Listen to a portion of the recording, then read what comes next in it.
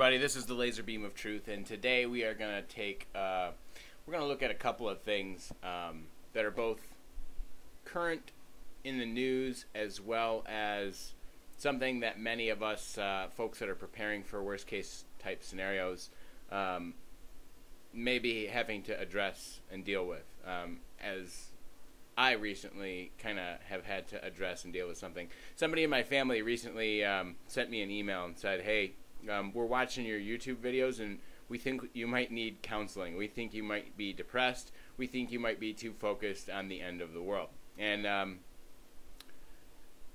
just want to point out to any of those of you who are, smart enough to be paying attention to these things, how to kind of address this type of sentiment, this type of talk. I'm an insurance agent, okay? And in the insurance industry, your job is to prepare for risk and to protect yourself from risk in any possible way that you can. Well, there are some things you can really protect yourself against, and there are other things that you stand absolutely no chance of protecting yourself against. So basically, this is kind of I guess my own personal take on how to explain to your family and your loved ones why you are a prepper and why you're preparing for a worst case scenario, in case they're coming to you and saying, hey, we think you're kind of loony, or we think you're depressed and you're focusing on the end and you need to live in the here and now. This is my message to those of you who may also have to deal with this exact same thing.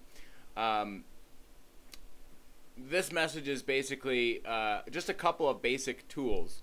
When somebody brings this type of case to you, the best way to deal with it is just plain simple logic, okay? So there's two things that we're going to look at. We're going to look at one thing that's man-made and one thing that is natural and happening in our world right now that behooves us to be prepared. The first thing is this. Scientists say the magnetic North Pole is moving towards Russia. We'll tell you what that could possibly have to do with an airport in Florida when we come right back.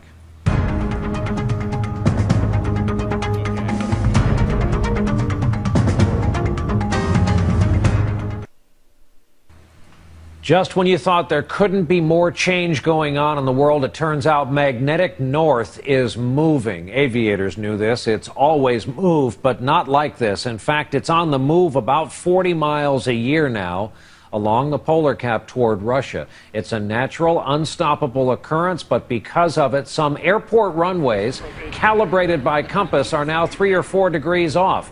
At Tampa International in Florida, they're going to repaint the numbers on the runway and redesignate it because dead center top of the world, magnetic north on the compass, is on the move in a big way. Okay. What he's referring to is pole change that is happening right now. And I'm not talking about crazy, really, really dramatic pole change. I'm talking about 40 miles per year pole change. Now, let me put this in perspective to you. I have a 2-year-old nephew.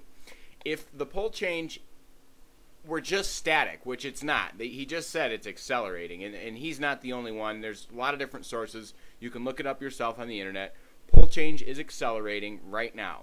But even if it were to stay static and continue to move towards Russia at a rate of 40 miles per year, my 2-year-old nephew will wake up one day when he's around 62 years old and the Earth will have moved 2,400 miles on its axis. Now, granted, that's going to push the United States of America, where I live, towards the equator, which might not be so bad.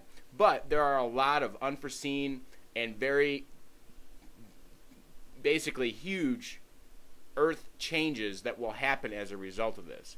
Not fun Earth changes, okay? We're talking droughts, we're talking floods, we're talking the same kind of crazy weather that we're seeing in the world.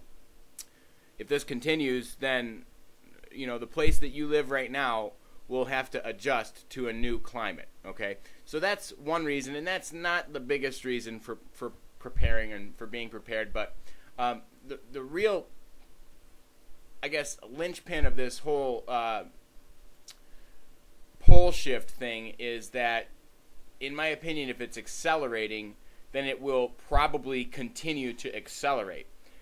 So that brings the question is, when is it going to stop, and what are the worst possible case scenarios that could happen from a pole change continuing to progress on an accelerating pace? And let me tell you, they're not good. This particular video kind of will let you know that where Antarctica is right now, once upon a time, was a tropical forest. And they've actually found whole tropical forests, hundreds of thousands of miles of tropical forest frozen under the tundra, which means that it happened so fast that the plant life didn't even have time to decompose. It just went from being in a tropical zone to being frozen. That gives you a tremendously startling picture of just how fast pole shift can take place, and if it does happen that fast, then let me tell you, even being prepared, you're going to be lucky to survive. So, that being said, that's not something that I can really realistically prepare for. You know, having some prepares, you know, some preps on hand is going to give me a slight edge, maybe help me last a little bit longer, but I mean, let's face it, when it comes to something like that, we're all going to be in a situation where God Almighty himself is going to be the one that's going to, you know, help us through it. That being said, I'm not worried about it. You know, I mean, it's not something that I want to see happen, but at the same time, it's not anything that I have any control over, so there's no sense in worrying about it. But being prepared will stack the odds in my favor compared to somebody who is not prepared and who's just living in the now and not paying attention to these very, very significant things. Now, that's just one thing. Next thing we'll do is we are going to take a look at the reserve currency. I want you to go to Google right now, no matter when you're watching this video, and I want you to click reserve currency and in the news, because it's constantly being suggested. Look at this.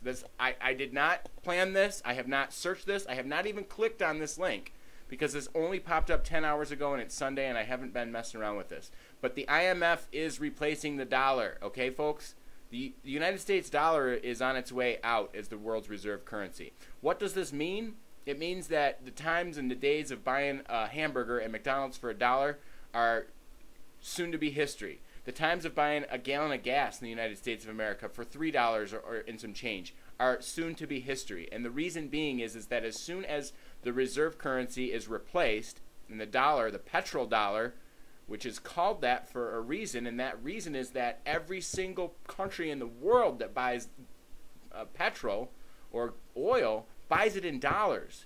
This is part of the agreement that OPEC has with the Western world, that they'll denominate their oil in dollars. Well, I got news for you, folks. That time is coming to an end. The IMF is just one of many very powerful world forces that are pulling for the removal of the dollar as the world currency. So what does this mean? This means that we are quickly approaching a day in which the United States of America's Federal Reserve's crazy printing of the dollar is going to lead to the hyperinflation that is starting to show up in things like commodities. You know, there's a reason why gold is nearly $1,400 an ounce, and every other commodity has been increasing. And that reason is that the commodities priced in dollars are reflecting that inflation. Just because it's not happening at McDonald's on the value menu does not mean that inflation is not taking place. This is a very significant aspect of what is going on in the world right now. And to be prepared is not just about buying guns and being able to protect yourself. It's about living a life of self-reliance and self-sustainability. I began a lifestyle of being more self-sustainable over 3 years ago when I first planted my first garden. Now, I can tell you there's probably not a lot of 32-year-old guys that decided, hey, I'm going to start planting a garden that are bachelors that live by themselves. But that is my primary motivation for why I started growing a garden 3 years ago.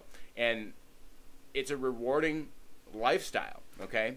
So being self-sufficient and being a sustainable person is a very rewarding feeling, you know? Being able to open my cupboard and see that I've got dozens of quarts of tomato juice that I canned and grew myself over the summer is a very nice feeling, okay? So even if, in a best-case scenario, all we have to deal with is a massive inflationary spiral in the future, then I'm well prepared for that because I've already started practicing the skills that it takes to be ready. and to be able to handle $5, $6, $7, $8 a gallon gas. I'm already on my way to be able to do those things. I'm not going to have to learn because of. I will have had all this time to be prepared, which is why they call us preppers. So this is just kind of an introduction to talking to your loved ones about some real reasons. We're not talking about crazy conspiracy theories here. We're not talking about the Yosemite or the Yellowstone supervolcano erupting in our lifetimes. I mean, that's possible, but that's, again, something that you doesn't matter how much you prepare for. That's not something you can be really ready for. So these are the major reasons, okay? Now, if you think I'm still too crazy, I'm going to do one more thing here. We are going to look at a Sesame Street bug-out bag. Okay, for those of you who don't know what a bug-out bag is, this is the basic first step in being prepared, okay? Even if you're not going to grow a garden, even if you're not going to stockpile silver in case the dollar becomes worthless, even if you're not going to buy guns to protect yourself, you should at very least have a bug-out bag, okay? And what a bug-out bag is a basic survival kit that you keep in a place like maybe in your basement or somewhere stored on hand so that in a worst-case scenario, should something happen, whether it's a mega earthquake at the New Madrid fault zone or the dollar plunges 50-60% in a week and all of a sudden the Walmart stores are completely sold out. Even Sesame Street is explaining this to children, folks. Hola, Grover, what are you doing? Oh, I am making my emergency kit. I want to be prepared just in case. Oh, my friend Mia made a kit with her family. Everyone help! They packed flashlights and batteries, water, food, a radio, and put it where they could find it rapidamente, quickly. I guess I should take my canoe out of there, huh? Look, Grover. Help your family get ready for an emergency. Learn more at ready.gov/sesame. So the bottom line here is that if we're teaching our kids to be ready, shouldn't everybody be ready? Okay? This is not just some crazy theory that conspiracy theorists have cooked up in their brains to be worried and to be fearmongers. This is not what this is about at all. So that's the message I wanted to get across to you today. Laser Beam of Truth, signing out.